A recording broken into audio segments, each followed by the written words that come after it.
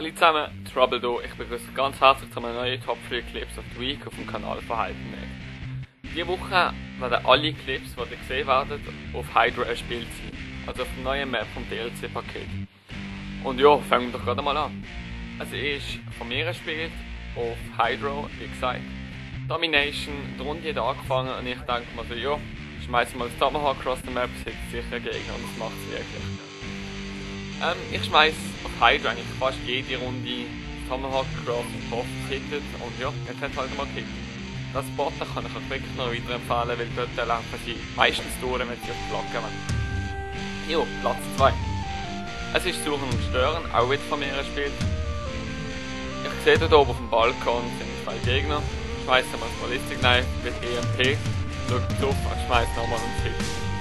Ich finde der Clip wird so noch nicer, weil ich EMP'd worden bin und darum Ziel, also nicht gesehen habe, wo ich anschieße, nachher auf gut Glück geschossen habe. Und ja, halt sehr viel Glück dabei gewesen. Aber ja, ist nice. Es hat noch Zusatzclip, das ist eine Runde später. Ich schmeiße so Tomahawk across und es exit auch. Ich habe in dieser Runde im Team gespielt, also zu 4 oder zu 5. Und ja, dann alle so eine Live-Front-Klasse gehabt und dann haben alle auf Tomahawk across geschossen und mich dann halt getroffen.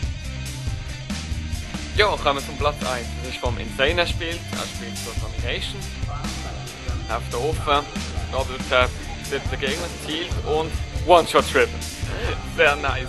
Vor allem, wenn dann Slow-Mo werden gesehen, die sind gar nicht straight in einer Linie gestanden, einer links und einer rechts, aber es ist ja One-Shot-Triple. Ja, der Clip, den finde ich sehr nice Spiel. Das ist, glaube ich, die erste One-Shot-Triple gewesen. Und ja, ich denke, es kann sich sehen. Das war's gewesen. Wenn es euch gefallen hat, ja, gebt mir einen Hoffen und so. Und man hört sich in der nächsten Woche wieder einmal. Eure Trouble.